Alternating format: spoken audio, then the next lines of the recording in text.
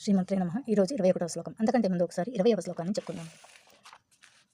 త్యక్త్వా కర్మఫలాసంగం నిత్యతృప్తో నిరాశ్రయః కర్మణ్యభిప్రవృత్తోపి నైవ కించిత్ కరోతి సహ.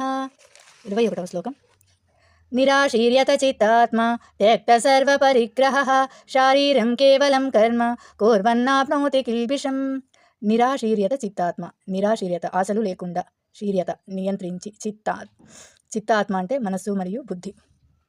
త్యక్త్వ త్యాజించి, త్యక్త అంటే త్యాజించి, సర్వ పరిగ్రహ, సర్వ అంటే అన్ని, పరిగ్రహ నాది అన్న భావమును, శారీరం శరీరము, కేవలం కర్మ పనులు, కుర్వన్నాప్నోతి చేస్తున్నా ఎప్పుడూ పొందరు, కిల్బిషం పాపము.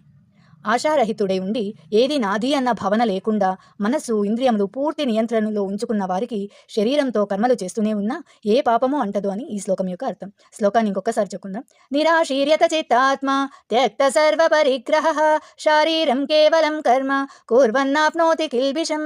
22వ శ్లోకం రేపు చెప్పుకుందాం.